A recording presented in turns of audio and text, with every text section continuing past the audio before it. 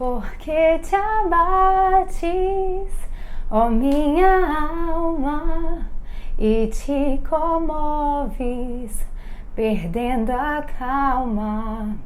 Não tenha medo, em Deus espera, porque bem cedo Jesus virá.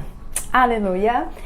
Eu vim aqui compartilhar com vocês uma palavra pedida pela nossa irmã Lidiane, esposa do nosso pastor Gisiel, né? As irmãs que congregam junto conosco no Ministério da Assembleia de Deus em Jucutuquara. Mas eu gostaria de compartilhar essa palavra também com as outras irmãs de outras igrejas, outras denominações, irmãs que por onde aí, né, a internet possa alcançar, porque eu creio que o Senhor vai falar aos nossos corações através dessa palavra. E o tema é ansiedade. Eu vou trabalhar com um texto que já é bastante conhecido, mas eu queria destrinchar ele em alguns detalhes para trazer algumas ferramentas, né? Um tema que é tão atual, tão necessário para nós nos dias de hoje. O texto que eu quero trabalhar é em Filipenses 4, capítulo 4, versículo 5, 6 e 7. Vamos abrir aqui a palavra de Deus nesse texto para a gente poder ler esses versículos. Diz assim a palavra do Senhor, Filipenses 4, 5, 6 e 7. 6, 7. Não estejais inquietos por coisa alguma. Antes, as vossas petições sejam em tudo conhecidas diante de Deus, pela oração e súplica com ação de graças. E a paz de Deus, que excede todo entendimento, guardará os vossos corações e os vossos pensamentos em Cristo Jesus. Então existem algumas traduções que não estejais ansiosos por coisa alguma, nessa aqui está inquieto, e eu quero falar um pouquinho sobre isso. Então a ansiedade, ela é algo que é natural do ser humano. Nós precisamos de níveis naturais de ansiedade para que a gente possa se mover, né, e fazer a nossa vida acontecer. Então a gente às vezes vai chegando ali, a mulher sabe que está chegando a hora do almoço, a gente começa já a ficar ali ansiosa para poder preparar a comida. A gente já sabe, tem que pegar os materiais que a gente vai usar, as panelas, né, os legumes, os grãos, enfim, a carne. Então a gente fica ali ansiosa para poder preparar aquilo, ou quando a gente vai receber alguém, né? Ansiedade em níveis normais que nos fazem mover em direção àquilo que é necessário ser feito. Mas existem níveis de ansiedade que nos tiram do nosso centro, que atrapalham a nossa comunhão com o Senhor, que impedem que a gente estabeleça bons relacionamentos, né? Nos paralisa, né? Nos atrapalha de dar conta das nossas tarefas, nos tornamos improdutivas. São muitos os efeitos, atrapalham mesmo o nosso convívio social e podem sim acarretar questões até mais graves, mais sérias, comprometimentos até mais profundos na área emocional e psicológica. Mas o Senhor tem ferramenta para nós na sua palavra e eu quero compartilhar isso com as irmãs hoje. Então, a gente precisa de diferenciar essa ansiedade que é natural de quando a ansiedade já está tomando proporções que está prejudicando, né, a nossa vida. Quando a gente já está com uma preocupação intensa, excessiva, persistente, medo de situações cotidianas, né? A ansiedade, ela pode ser normal, mas ela passa a ser um indicador de doença quando os sentimentos se tornam excessivos, obsessivos e interferem na nossa vida cotidiana, no nosso relacionamento com o marido, no nosso relacionamento com os filhos. Começamos a ficar muito irritadiças, né? Impacientes. E a gente acaba culpando os outros daquilo que a gente não está conseguindo fazer ou resolver, porque os nossos pensamentos estão ali ocupados com mil coisas e preocupação, ficar com os pensamentos ocupados dessa maneira, não nos traz soluções e resultados, né? Na sua grande maioria das vezes, mas aumenta a nossa preocupação e aumenta a nossa ansiedade. Isso faz com que a nossa imunidade também caia, a nossa saúde fica mais suscetível. Então é uma coisa vai puxando a outra mesmo e a situação vai ficando muito ruim. E aqui na palavra de Deus, o Senhor nos traz segredos que, se nós colocarmos em prática, mas ele já conhece esse texto, já li, já repeti, ok, eu quero hoje tentar ajudar as irmãs a tornar o entendimento disso mais prático. Vamos trazer para a vida real, para o dia a dia, como é que eu posso praticar esse texto e receber os benefícios do Senhor, para que a minha mente se ajuste, para que o meu coração venha estar mais equilibrado e eu venha estar com o coração mais tranquilo e confiado, com menos ansiedade. Então o Senhor diz, não estejais inquietos por coisa alguma, antes as vossas petições sejam em tudo conhecidas diante de Deus, pela oração e súplica com ação de graças. Então eu quero trabalhar aqui com essa parte final do versículo, com ação de graças. Com ação de graças. Mas Tereza, como eu vou agradecer por isso que eu estou passando, por isso que eu estou vivendo, né? Pela circunstância em que eu me vejo, eu não tenho que agradecer, eu não consigo agradecer. Eu olho para um lado a insatisfação no meu casamento, eu olho para o outro, eu quero ver os meninos longe de mim, eu olho para a igreja, né? Eu estou insatisfeita porque não é do jeito que eu queria, porque eu não estou fazendo o que eu queria, porque ninguém me chama, ninguém me dá oportunidade, ou porque os planos que eu fiz foram frustrados, né? Por causa do que está acontecendo no mundo. Então eu não vou poder fazer o curso que eu queria, eu não vou poder ter o emprego que eu queria, eu tô desempregado, não tô morando onde eu queria, eu não fiz o que eu queria. Enfim, são muitas insatisfações. Se a gente parar para olhar para as impossibilidades que a vida coloca mesmo, a vida é contingente, as coisas não acontecem da maneira somente como a gente espera, né? Por isso que a nossa expectativa tem que estar na esperança da salvação. E essa ação de graças aqui, ela tá falando de gratidão, contentamento. Então você não tem como fazer uma oração que ela adentre aos portões celestiais, entre na sala do trono como um cheiro agradável a Deus e depois ela possa descer ali como uma resposta, um bálsamo, uma direção do trono do Senhor, se você não tiver ação de graças, se você não for agradecida, se você não estiver vivendo em contentamento. Ah, mas eu agradeço. Tá, a gente às vezes até fala da boca pra fora, a gente agradece, faz aquelas orações aqui, a gente ora quando acorda, ora quando come, ora quando lancha, ora quando estuda, ora quando sai de casa, mas precisamos de sempre estar atentos para que não se tornem palavras mecânicas. Então, quando eu estou à mesa, eu preciso de agradecer, Senhor. Eu tenho um prato de alimento aqui agora para servir para minha família. Muito obrigado, porque nós vamos nos alimentar mais uma vez. Senhor, eu tenho uma casa, né? Se você tá me vendo, se você tá tendo acesso a esse vídeo, é porque você tem internet. E se você tem internet, você tem um mínimo de conforto aí na sua casa, né? Então, você tem um lar, você tá abrigado, ainda que seja em condições simples, mas você tem o que agradecer. Mas, Tereza, a comida acabou, não sei como vou fazer amanhã, meu marido ficou desempregado, a gente tá vivendo... Seja agradecido pelo dia de hoje. Seja agradecido pelas suas circunstâncias.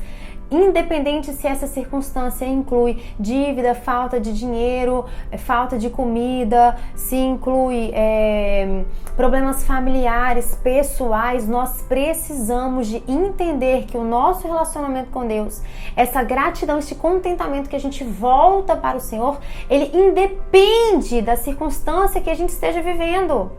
Porque a graça do Senhor nos basta. E isso a gente só consegue praticando. É um exercício. Não é natural, não é nosso natural, né? A gente vai buscar sempre aquela sensação do conforto, daquilo que é gostoso, né? E você vê isso, que a gente acaba ensinando isso para as crianças errado desde cedo, recompensando eles com guloseimas, com sobremesa. E a vida não é assim. Então a gente precisa de buscar praticar esse exercício da gratidão e do contentamento para que a gente consiga levar isso para o nosso momento de oração como uma verdade. Dentro dessa gratidão, dentro deste contentamento, eu quero trabalhar alguns aspectos para que a gente possa cortar esse ciclo da ansiedade, né, que tenta nos corromper, nos corroer, tomar mesmo o nosso tempo e a nossa vida, e a gente não desfruta desse respirar que o Senhor está nos dando, né, de uma maneira plena.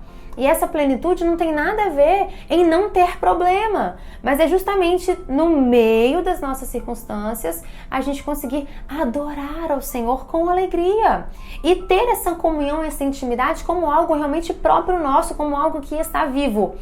Então, como que eu vou ser grato? Eu preciso estar contente com as minhas circunstâncias. Então, eu preciso de dormir bem. Eu preciso de dormir bem. Tereza, mas o que gratidão tem a ver com sono? Eu quero ler um texto aqui, ó. Salmo 4:8. Em paz me deitarei e dormirei, porque só tu, Senhor, me fazes habitar em segurança. Salmo 3:5. Eu me deitei e dormi, acordei, porque o Senhor me sustentou. Então, esse momento do sono é um momento que o próprio Deus planejou para que eu e você tivéssemos várias funções do nosso metabolismo sendo refeitas, regeneradas, para que nós estivéssemos ali nos fortalecendo. Então, a nossa imunidade melhora, funções cerebrais, né, são ajustadas. Na hora que a gente dorme, coisas importantes são fixadas no nosso cérebro.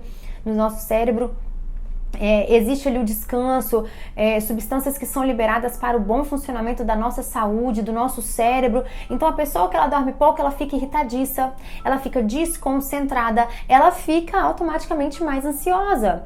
Então você precisa de reajustar a sua rotina para que você tenha um horário de sono bom, satisfatório, né? Ali entre 6 a 8 horas, vai depender do seu metabolismo, se você é homem, se você é mulher, qual idade que você tá, mas precisa de ter um sono adequado. O ambiente em que você vai dormir precisa de estar todo preparado para isso, cama arrumada, quando vai anoitecendo, usar mais luzes amarelas, abajur, não deixar aquela luz branca, clara, não ficar na frente de televisão, de celular. Prepara ali o momento que você vai dormir como algo realmente agradável, algo que é um privilégio dado por Deus.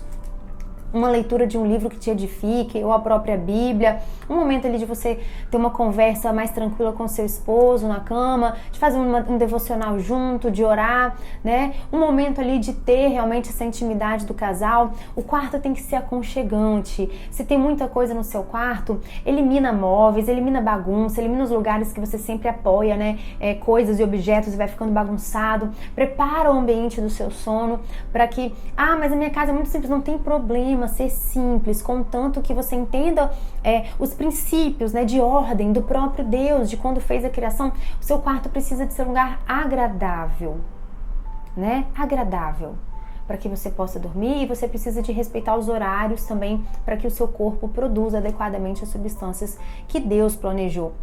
Inclusive, casais que têm filhos, às vezes as crianças dormem tarde, isso tudo influencia na vida sua, de como mulher. Eu sou mulher, tenho 2 filhos, eu sei como influencia na vida do casal, influencia na vida da família. Então, estabeleça uma rotina de sono para sua casa, para sua família, porque isso vai gerar mais saúde, e isso vai gerar níveis mais baixos de ansiedade, e isso vai ajudar vocês a melhorarem a comunhão com Deus. Então, sono.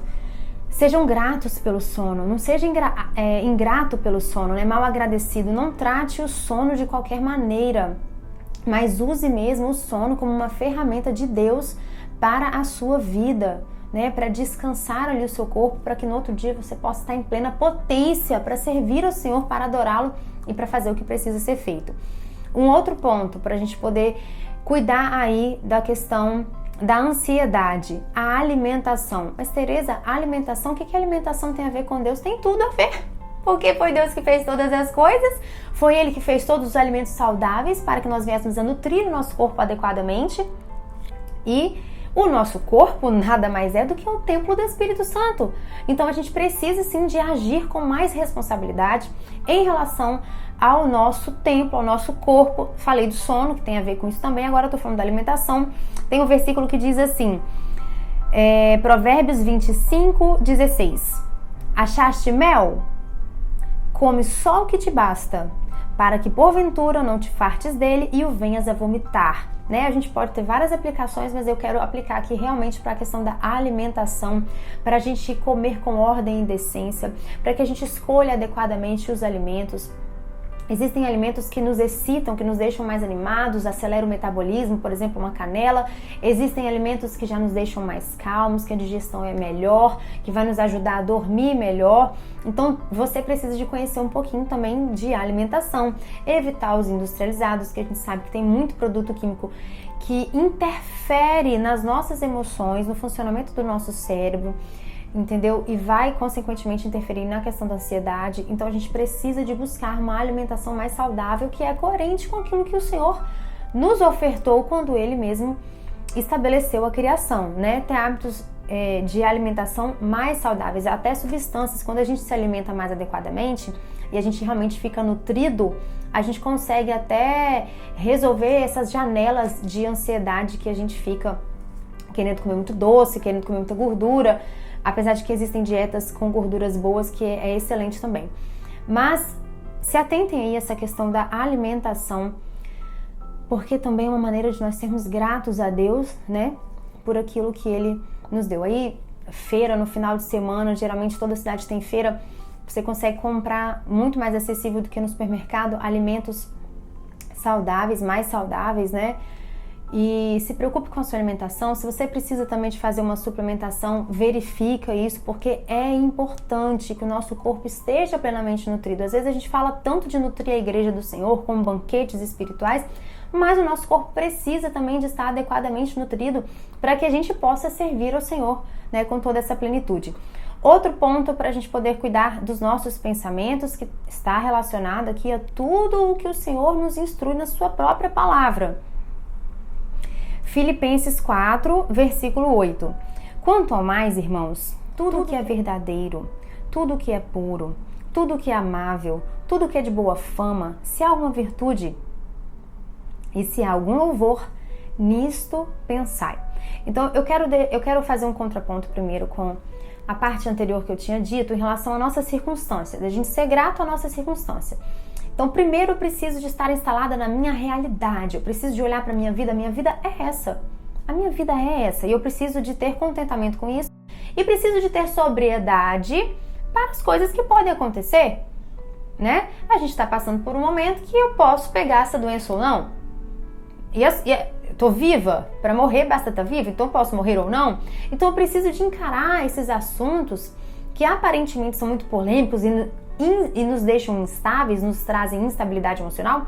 Eu preciso de pensar minimamente nesses assuntos com sobriedade, saber que são coisas que acontecem e me dar por satisfeita por viver a vida que eu tenho, sabendo que muitas das circunstâncias foi o próprio Deus em que me colocou para que o seu nome fosse glorificado, independente se isso fosse me doer ou não, mas Ele estaria trabalhando em mim e a glória estaria subindo para Ele, como foi com a vida de Jó, por exemplo, como foi com a vida de Oséias, por exemplo, como foi com a vida do próprio Jesus, por exemplo, e vão existir circunstâncias na minha vida em que eu estou passando que foram escolhas minhas, escolhas erradas, e que eu estou colhendo os frutos. Então eu preciso de ter essa sobriedade, preciso de estar ali contente, satisfeita, arcar com as responsabilidades, mas também o Senhor vai aqui nos instruir a não ficar com a nossa mente meditando nos nossos problemas, dificuldades, erros, culpas, remorsos. O Senhor está aqui falando, quanto a mais, irmãos, tudo que é verdadeiro, tudo que é puro, tudo que é amável. Então você precisa de encher a sua mente, o seu coração de coisas boas. Primeiro, a palavra de Deus precisa de ser o nosso conteúdo primário. Nós precisamos de estar cheios da palavra de Deus. Nós precisamos de nos encher, nós precisamos de nos completar as lacunas do nosso coração, do nosso intelecto, né? Que se você lê muito a Bíblia, se você estuda a Bíblia, o seu intelecto, o seu vocabulário, sua mente, o seu raciocínio, a sua sabedoria, a sua visão de vida, a sua visão de mundo vai avançar. E existem vários livros aí, livros cristãos, que vão também poder ser ferramentas, porque o nosso intelecto é limitado, a nossa formação hoje leitora é muito ruim, então às vezes a gente tem dificuldade de entender até mesmo o texto sagrado. E aí nós vamos precisar de pessoas que vieram antes de nós, mais esclarecidas, com a mente já com o intelecto mais expandido, que conseguiram alcançar verdades que estão aqui, que vão nos ajudar a entender também. Então eu também aconselho a leitura de bons livros. Precisamos de colocar o nosso pensamento, né, nessa linha de ajustamento, porque isso vai ajudar com que os pensamentos precisam de reger as minhas emoções. São as minhas emoções que têm que reger os meus pensamentos. Aí viram realmente um distúrbio. E aí a ansiedade faz eu agir de maneira incoerente com a vida cristã que eu digo que eu assumi, incoerente, né, com as coisas que eu digo acreditar. Mas aí é porque eu tô deixando as emoções regerem os meus pensamentos. Os meus pensamentos precisam de reger as coisas que eu sinto. Então, quando vem uma má notícia, se as minhas emoções estão regendo os meus pensamentos, eu vou ficar desesperada. Mas se os meus pensamentos estão regendo as minhas emoções, não vou pensar isso, é por aqui que eu vou. Então, você consegue achar o centro, você consegue ficar ali no caminho. Então, tudo que é amável, tudo que é de boa fama, se há alguma virtude, se há algum louvor, nisto pensar e cuide da sua mente em ocupá-la, em encher ela de coisas boas. Né? Provérbios 23:12, aplica ao teu coração a instrução, queira aprender, esteja sempre aprendendo, não fica pensando no que a irmã fez de errado, no que o pastor fez de errado, no que não sei quem fez de errado, que na vida não sei quem, as escolhas não sei quem, porque para de pensar na vida dos outros e pensa na sua vida, em como você pode melhorar, né? Meditando na palavra do Senhor. E os teus ouvidos, né? Aplica aos teus ouvidos as palavras de conhecimento. Provérbios 23:12. Sai da frente da televisão, para de ficar assistindo o noticiário, entendeu? Você se atualizou ali, sabe mais ou menos. Vai cuidar da sua vida.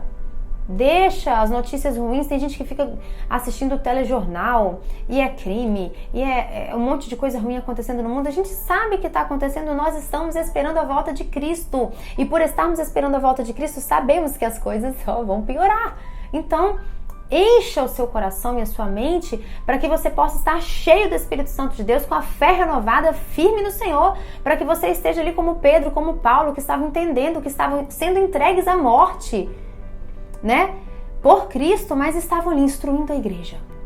Pedro dormindo, Paulo escrevendo cartas na prisão. A gente precisa de buscar isso, não era só para eles. Essa é a sobriedade de um cristão maduro. E nós precisamos disso, e por isso precisamos de agir conforme o que eu estou aqui compartilhando com as irmãs, para que a ansiedade não nos domine e não nos atrapalhe. Então vamos partindo para o final.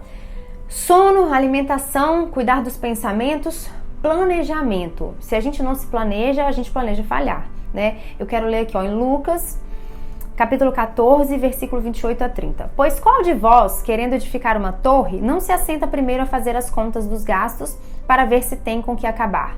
Para que não aconteça que depois de haver posto os alicerces e não a podendo acabar, todos os que a virem comecem a escarnecer dele, dizendo, este homem começou a edificar e não pôde acabar. Então a gente precisa de ter noções básicas de planejamento da vida, né? Precisamos de dar conta da nossa rotina, de colocar uma rotina que funcione nas nossas casas, na nossa vida. Precisamos de colocar ordens, né? Para que as coisas aconteçam. A gente que tem filho pequeno, né? Isso é excelente. As crianças ficam muito bem sintonizadas e seguras quando elas sabem a sequência dos acontecimentos. Aí eu sei que nós vamos acordar, eu vou fazer oração, eu vou trocar minha roupa, eu vou pra mesa fazer o devocional com a mamãe, vamos tomar o café da manhã, depois vamos estudar, depois eu vou brincar enquanto ela faz o almoço, depois do almoço eu vou descansar. Então quando a criança sabe a sequência do que vai acontecer, isso traz segurança. E pra gente também. A gente precisa de ter minimamente organizado na nossa mente, ainda que você não faça tudo por escrito, o que é bom também ajuda. Pelo menos se você não está acostumado a se organizar, se você não consegue fazer a sua rotina bem ainda, faça o exercício de escrever até que isso se torne automático. Mas tenha um planejamento para a semana, o que eu vou fazer, aí eu tenho que resolver coisas na rua, qual dia que eu vou? Eu tenho um médico, qual dia que eu vou, para não ficar ali a semana toda picada, né? Aí vai pra lá, vai pra cá e não consegue cuidar direito das crianças, não consegue cuidar direito do marido, não consegue cuidar direito da casa, não consegue resolver o que tinha pra fazer. Também não encha a sua agenda, não se propõe a fazer coisas que você sabe que você não vai conseguir fazer. Então busque também melhorar essa questão do planejamento. Então se a cabeça está muito cheia, antes de dormir, senta ali na beira da cama, pega um papel e anota, esvazia a cabeça. Se você tá ali, não, tem que fazer isso, não, eu vou esquecer. Pega um papel, anota e vai dormir. Tira da sua cabeça, tira da sua mente. E prioridades.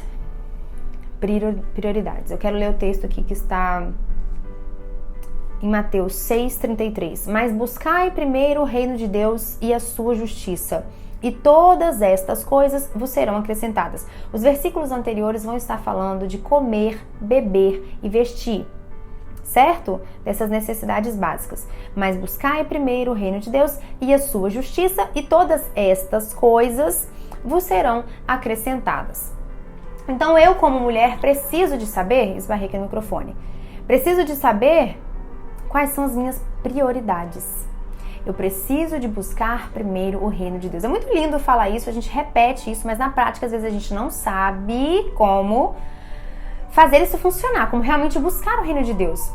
E existe realmente uma deturpação, uma distorção do pensamento do que é buscar o reino de Deus. Então a gente denomina de buscar o reino de Deus só de fazer a obra. Mas o que é fazer a obra de Deus?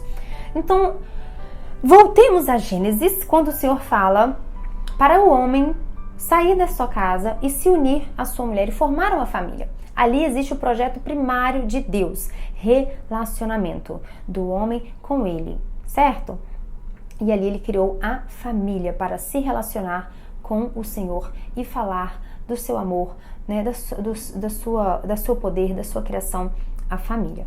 Então vamos ver qual é a prioridade de uma mulher que deve buscar o reino de Deus. Eu quero aqui pedir às irmãs para acompanhar a leitura que está em Tito, né, na epístola que Paulo escreveu a Tito, no capítulo 2, do versículo 3 até o 5. As mulheres idosas, as mulheres mais velhas, semelhantemente, que sejam sérias no seu viver, não leva a vida de qualquer jeito.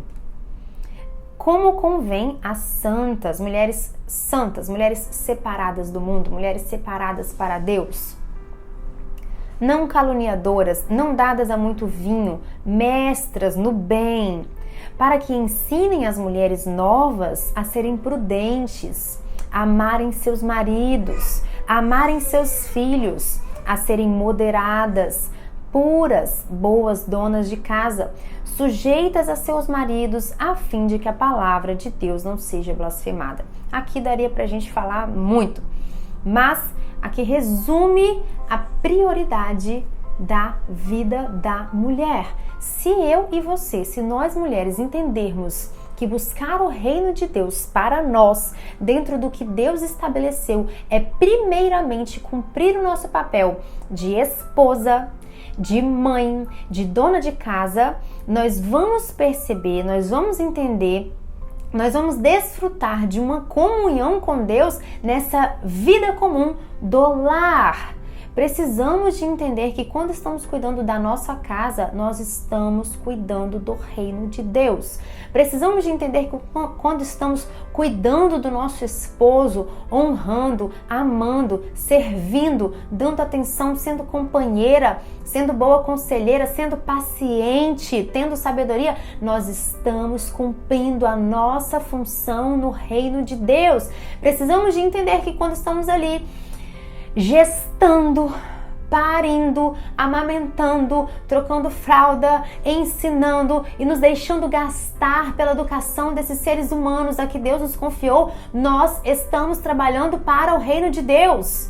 Nós não podemos separar a obra do nosso lar. A obra de Deus começa na nossa casa. E se nós queremos ter contentamento, se nós queremos ser agradecidas, precisamos de cumprir o nosso papel no reino de Deus, primeiramente nos nossos lares. É essa a nossa prioridade, para que depois a gente vá aconselhar mulheres lá fora, para que depois a gente possa ser olhada pelas irmãs da igreja como uma mulher de exemplo, uma esposa idônea, uma mãe paciente e amável, né, que foi responsável pela educação dos seus filhos e que colhe bons frutos da educação dos seus filhos. Precisamos de entender a ordem das coisas. Então, antes de a gente querer se tornar referência dentro dos tempos, porque a igreja do Senhor, na sua coletividade, ela precisa sim de exemplos de servos e servas fiéis. Mas antes nós precisamos de ser essa referência dentro dos nossos lares. Nós precisamos de primeiro atuar na nossa vida comum, para que então a gente venha ser observado e não aquela irmã lá, já viu como ela trata o esposo dela, já viu como ela cuida dos filhos dela, né? Os frutos que ela colhe da educação que ela está dando para os filhos dela, como ela é hospitaleira, como ela sempre tem uma palavra sábia quando a gente se aproxima dela, mas primeiro na nossa vida comum, para que a gente venha frutificar então na coletividade. E se fizermos tudo o que eu falei, qual que é a consequência, né?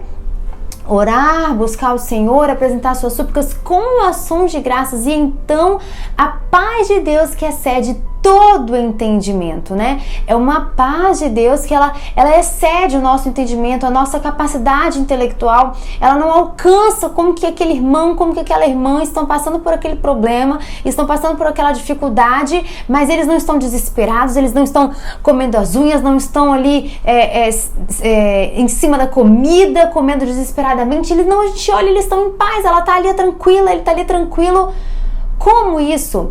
A paz de Deus guardará os vossos sentimentos e os vossos corações em Cristo Jesus. E esse guardará, esse verbo no original, no grego, ele tem uma aplicação que me chama muito a atenção. Ele guardará com a força de um exército, né? Eu até anotei para poder trazer com mais detalhe. Guardará, proteger através de uma guarda militar, seja para evitar invasão inimiga ou para impedir a fuga dos habitantes de uma cidade sitiada. Para e pensa comigo, guardará com a força militar. A paz de Deus vai guardar os nossos sentimentos e os nossos pensamentos, o nosso coração com uma força militar. Imagina o poder de Deus operando ali nos nossos sentimentos, nos nossos pensamentos, para que a gente se permaneça inabalável, para que nós permaneçamos firmes no Senhor Jesus, independente da circunstância. E esse segredo, quando você olha para o irmão, quando você olha para o irmão que está ali passando por uma situação que você fala, meu Deus, não consigo nem me imaginar no lugar dele, ele está desfrutando desse segredo, né?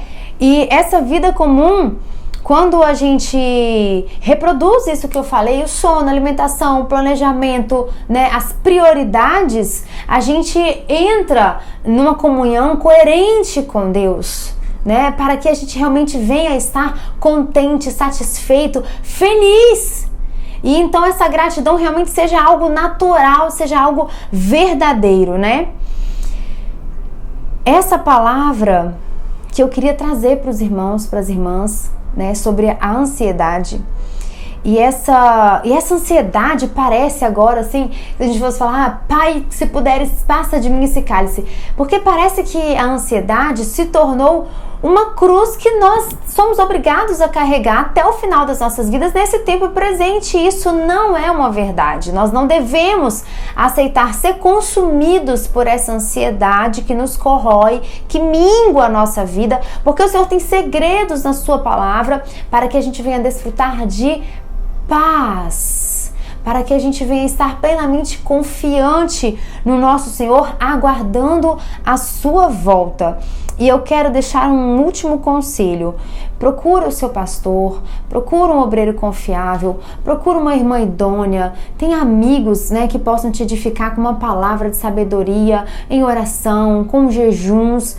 Não fique sozinho se você não está conseguindo resolver essa questão da ansiedade, busque ajuda. Pode, né? Se você tem a possibilidade, procure a nós estamos disponíveis, nós estamos aqui para ajudar, nós estamos aqui para vencer juntos, né, as batalhas dessa vida e adentrarmos nas moradas celestiais. Eu quero deixar um abraço para você, a paz do Senhor, até a próxima.